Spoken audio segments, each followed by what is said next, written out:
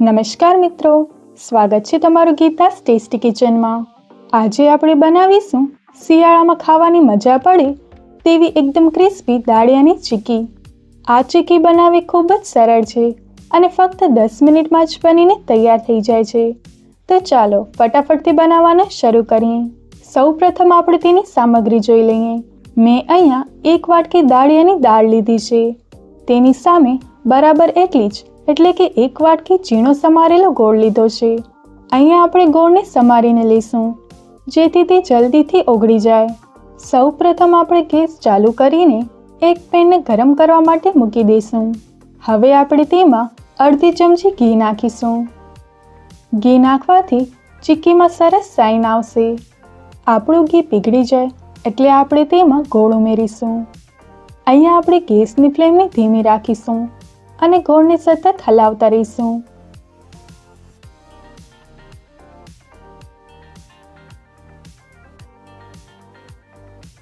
ગોળનો પાયો તૈયાર થતાં લગભગ 5 થી 6 મિનિટ લાગશે।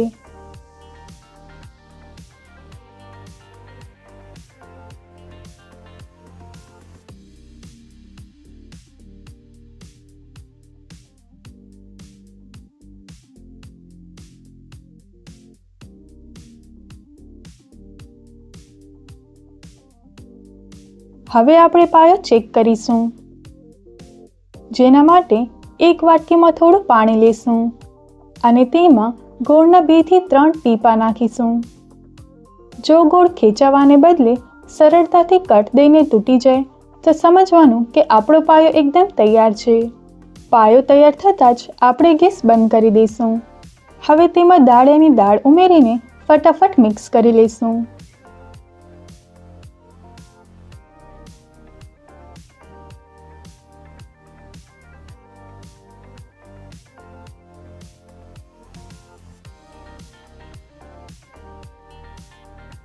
જુઓ, દાળ ગોળમાં સરસ રીતે કોટ થઈ ગઈ છે।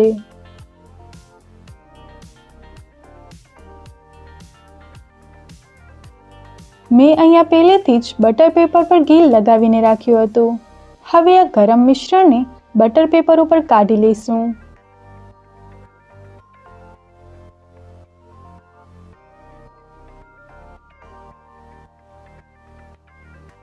તમે વાટકીના તળિયે ઘી લગાવીને પણ તેને ફેલાવી શકો છો।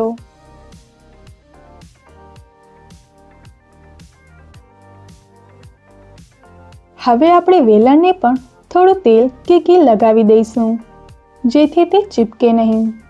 અહીંયા આપણે જેટલી પાતળી ચીક્કી જોઈએ એ રીતે હળવા હાથે વણી લઈશું। આપણી ચીક્કી ગરમ હોય ત્યારે જ ચાકાની મદદથી તેને મનગમતા આકારના કાપા પાડી લઈશું, કારણ કે ઠંડી થયા પછી કાપા પાડવા અઘરા પડશે। હવે આપણે તેને 10 થી 15 મિનિટ માટે સેટ થવા દઈશું। તો તૈયાર છે આપણી ક્રિસ્પી અને ટેસ્ટી દાળિયાની ચીક્કી। તમે પણ ઘરે આ રેસીપીને ચોક્કસથી ટ્રાય કરજો અને મને કોમેન્ટ્સ કરીને જણાવજો કે તમારી ચીક્કી કેવી બની।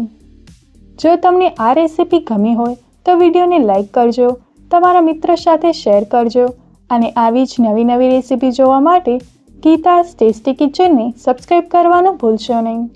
Thanks for watching.